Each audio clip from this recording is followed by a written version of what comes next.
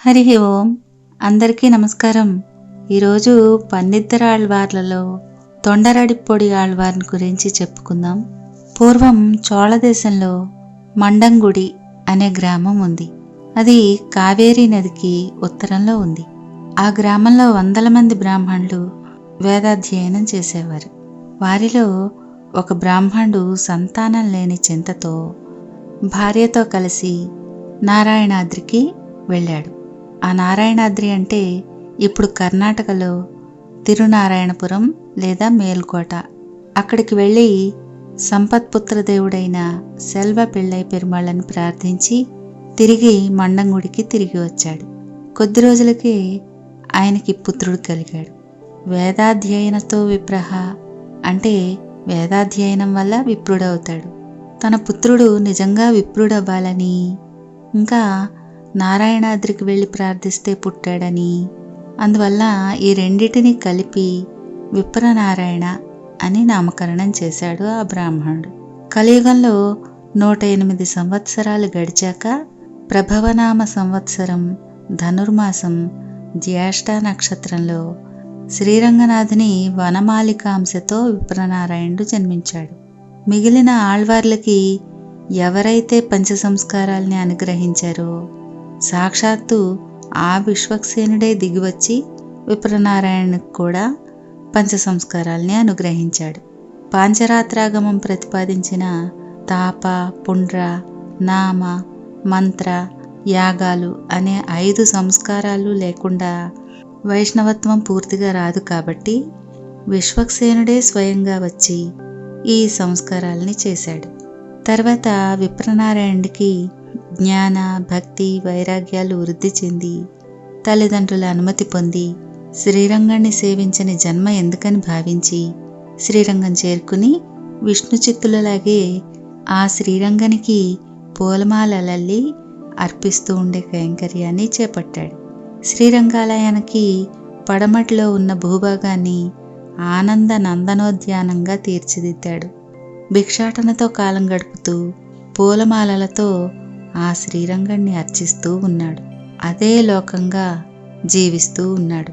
శ్రీరంగానికి కొంచెం దూరంలో కావేరికి అవతలి ఒడ్డున నిచుళాపురం అంటే వరయూరు అనే పట్టణం ఉంది. ఆ పురాన్ని చోళరాజు పరిపాలిస్తున్నాడు. ఒకరోజు కరంబపురంలో కొలువై ఉన్న ఉత్తమస్వామి సన్నిధానంలో దేవదేవి అనే వేశ్య నృత్య కైంకర్యం చేయడానికి నియమించబడి ఉంది. ఆమె అప్సరసల్ని తలదన్నే సౌందర్యం కలది. అందరూ ఆమె అందచందాలకి ఆశ్చర్యపోయి ఏ అప్సరసో శాపవశాత్తు భూమిపైన పుట్టిందన్నారు. అటువంటి దేవదేవి అక్కతో కలిసి నిచుళాపురానికి వచ్చి తన నృత్య గీతాలతో చోళరాజును మెప్పించింది. కరంబపురంలో కొలువై ఉన్న ఉత్తమస్వామి సన్నిధానంలో నృత్యం చేసి దేవదేవుడిని కూడా మెప్పించింది. చోళరాజు మెచ్చుకుని ఆమెకి అపూర్వమైన సత్కారాలు చేశాడు. ఆమె సౌందర్యాన్ని, ప్రతిభని అందరూ ప్రశంసిస్తూ ఉంటే దేవదేవి తనకి అందంలో ఎవరూ సాటి లేరనుకుంది. ఆ గర్వంతోనే అక్కతో కలిసి తన ఊరికి తిరిగి వెళుతూ దారిలో ఎదురైన నందనోద్యానవనం లాంటి పూలతోటని చూసి అలసట తీర్చుకుందామని అందులోకి ప్రవేశించి కలయి తిరుగుతూ విప్రనారాయణుడిని చూసి అతడికి నమస్కరించింది. శ్రీరంగ భక్తి తరంగిత అంతరంగుడైన అతడు దేవదేవిని గమనించనే లేదు. దేవదేవి మళ్ళీ నమస్కరించినా అతడి ధ్యాస మళ్ళలేదు. ఇంత అందగత్తెనైన నన్ను కన్నెత్తి కూడా చూడలేదని దేవదేవి నొచ్చుకుని తన అక్కతో వాదించి నేను ఈ వైరాగ్యధనుణ్ణి నా వశం చేసుకోకపోతే నీకు 6 నెలల పాటు ఊడిగం చేస్తానని శపథం చేసింది. ఆమె అక్క ఆమెతో వాదించి ప్రయోజనం లేదని ఇంకా తన ఊరికి వెళ్ళిపోయింది. దేవదేవి తన వస్త్రాభరణాలు విడిచి కాషాయ వస్త్రాలు, ఊర్ధ్వపుండ్రాలు ధరించి ఎంతో సాత్వికురాలిలాగా విప్రనారాయణుడి దగ్గరికి వచ్చి వినయం నటిస్తూ భాగవత దాసురాల్ని నమస్కరిస్తున్నాను అని నమస్కరిస్తూ పలికింది. విప్రనారాయణుడు ఎవరివి అని అడిగితే ఎంతో భక్తి నటిస్తూ, ఓ భాగవతోత్తముడా, పూర్వజన్మ పాపం వల్ల నేను వేశ్యా వంశంలో జన్మించాను. లోకంలో ఇంతకన్నా నికృష్టమైన జన్మ లేదు. కానీ ఒక పుణ్యాత్ముడి ఉపదేశం వల్ల విష్ణు కైంకర్యము, వైష్ణవ కైంకర్యము చేయాలని నిశ్చయించుకున్నాను. నా తల్లి మాత్రం మా వృత్తిని చేపట్టి ఐశ్వర్యాన్ని పొందమని నిర్బంధించబోతే ఆ మాటల్ని త్రోసిపుచ్చి మోక్షాన్ని పొందాలని మీ శరణుజొచ్చాను. మీ సేవలో కాలం గడపాలని వచ్చాను. ఈ దీనురాల్ని కటాక్షించండి, మీ పాదాల దగ్గర కొంత చోటు ఇవ్వండి అంటూ దీనాలాపాలు చేసింది. విప్రనారాయణుడు పాపం దేవదేవి మాటలు నమ్మి చోటిచ్చాడు. ఆ వనంలో ఉండమన్నాడు. ఇంకా దేవదేవి వినయాన్ని, భక్తిని నటిస్తూ విప్రనారాయణుడు భగవంతునికి ఏ సేవ చేయాలని చెప్తే అది చేసేది. తన ప్రతిజ్ఞని నెరవేర్చుకోవడానికి ఎన్నో పాటలు పడిన విప్రనారాయణుడికి శ్రీరంగని ధ్యానమే తప్ప వేరొక ధ్యాస లేదు. దేవదేవికి కూడా కాలక్రమంగా భాగవత కైంకర్య మహిమ చేత ఆమె పూర్వ కర్మకృత పాపాలు నశించి పరిశుద్ధురాలైంది. ఆమె నటన మాయమై హృదయపూర్వకంగా భక్తితో కైంకర్యం చేస్తోంది. కానీ తనలో మార్పు తనకే తెలియకపోయింది. మళ్ళీ కొద్ది రోజులకే ఆమెకి తన అక్కతో చేసిన ప్రతిజ్ఞ గుర్తుకు వచ్చి, శ్రీరంగ, కరుణాంతరంగా నీచురాలినై గర్వంతో ప్రతిజ్ఞ చేశాను. ఇతడు మహావైరాగ్యనిధి. నా వంటి అందగత్తెను కూడా కన్నెత్తి చూడడు, పన్నెత్తి పలకరించడు. రంగనాథ, నాకు వేరే దిక్కులేదు, నువ్వే కరుణించాలి. నా ప్రతిజ్ఞ నెరవేరేటట్లు నువ్వే చూసి నన్ను అనుగ్రహించు అని ప్రార్థించింది. ఆ రాత్రి ఉరుములు మెరుపులతో బీభత్సమైన వర్షం కురిసింది. విప్రనారాయణుడు దేవదేవి తోటలో ఉందని, భయంకరమైన ఆ వానలో ఎలా ఉండగలదని జాలిపడి కుటీరంలోకి రమ్మన్నాడు. ఆమె వెళ్ళింది. అతడి పాద సన్నిధిలో కూర్చుని పాదాలొత్తడం ప్రారంభించింది. అతడి మనసు వశం తప్పింది. ఆమె ప్రతిజ్ఞ నెరవేరింది. విప్రనారాయణుడు క్రమంగా పూర్తిగా ఆమె మోహంలో పడిపోయాడు. శ్రీరంగని ఆరాధన తగ్గిపోయింది. దేవదేవి కూడా విప్రనారాయణుణ్ణే తన స్వామిగా ఆరాధిస్తూ పరమసాధ్వీమణి అయ్యింది. దేవదేవి అనుకోకుండా ఒకరోజు అక్కని తల్లిని చూడడానికి అవసరమై తన ఊరు కరంబపురం వెళితే విప్రనారాయణుడు కూడా వెళ్ళాడు. దేవదేవి తల్లి ధనాశతో దేవదేవిని ఇంట్లో నిర్బంధించి అతన్ని ధనం తెస్తేనే లోనికి రానిస్తానని బయటికి వెళ్ళగొట్టింది. విప్రనారాయణుడు బాధతో దేవదేవిని వదలలేక బయట అరుగు మీద చలికి వణుకుతూ పడుకున్నాడు. అది చూసి సాక్షాత్తు శ్రీరంగనాయకి శ్రీరంగనాథుణ్ణి విప్రనారాయణుణ్ణి వేశ్యామోహం నుంచి తప్పించి అనుగ్రహించమని కోరింది. అర్ధరాత్రి దేవదేవి తలుపు చప్పుడైతే తీసిన దేవదేవి తల్లికి రంగదాసుడనే వ్యక్తి విప్రనారాయణుడు ఈ విలువైన బంగారు పాత్రని దేవదేవికి ఇమ్మన్నాడని చెప్పి ఇచ్చి వెళ్ళిపోయాడు. ఆమె చాలా సంతోషించి ఆ పాత్రని తీసుకుని దాచిపెట్టి విప్రనారాయణుణ్ణి నిద్రలేపి లోపలికి ఆహ్వానించింది. అతడికి ఈ బంగారు పాత్ర సంగతి తెలియదు. దేవదేవితో కలిసి ఆనందించాడు. తెల్లవారింది. శ్రీరంగనాథ ఆలయాన్ని తెరిచిన అర్చకులు గర్భాలయంలో ఉండే 5 బంగారు పాత్రలలో చాలా విలువైన పాత్ర మాయమైందని గ్రహించి కంగారు పడి ఆలయ అధికారులకి తెలియజేశారు. వారు రాజుకి వార్త తెలిపారు. రాజు కోపంతో అర్చకుల్ని, పాచకుల్ని, పరిచారకుల్ని బంధించి విచారణ చేస్తూ ఉంటే దేవదేవి పరిచారిక ఒక ఆమె ఇది చూసి రాజు బంధించిన వారిలో తన ప్రియుడు ఉండేసరికి వెళ్ళి నిన్న విప్రనారాయణుడు ఆ పాత్రని దేవదేవికి ఇచ్చాడని చెప్పింది. వెంటనే రాజభటులు దేవదేవి ఇంటికి వెళ్ళి అక్కడ దొరికిన బంగారు పాత్రని తీసుకుని దేవదేవిని, విప్రనారాయణుణ్ణి బంధించి రాజు ఎదుట నిలబెట్టారు. రాజు అడిగితే దేవదేవి విప్రనారాయణుడే తన సేవకుని ద్వారా నాకు పంపించాడని చెప్పింది.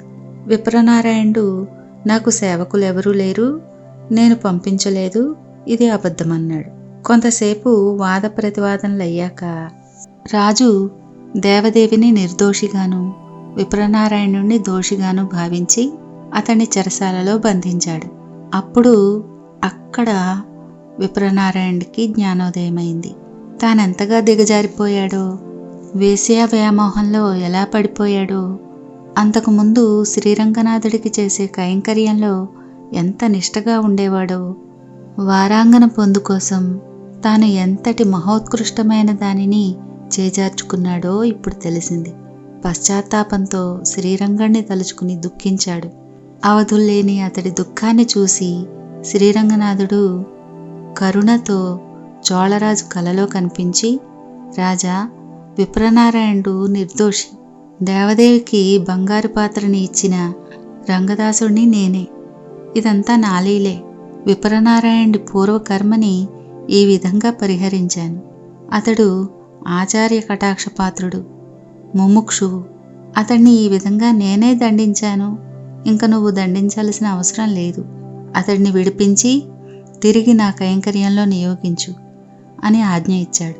చోళరాజు అమితమైన ఆనందాశ్చర్యాలకి లోనయ్యాడు. భగవదాజ్ఞానుసారంగా వెంటనే విప్రనారాయణ్ణి విడిపించి క్షమించమని కోరి తగిన విధంగా సత్కరించి పంపించాడు. విప్రనారాయణుడు, అయ్యో, నా దేహాత్మలు, ప్రకృతి, మనసు అన్నీ మలినమయ్యాయి.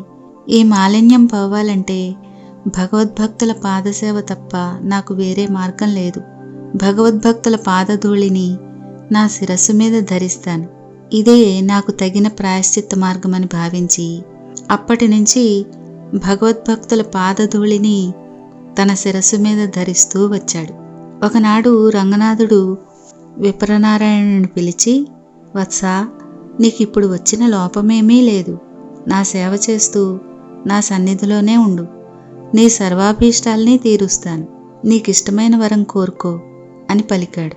అందుకు ఆ విప్రనారాయణుడు, రంగనాథ, నీ దర్శన భాగ్యం కలిగింది. ఇంతకన్నా నీ దాసుడికి కావలసినదేమీ లేదు.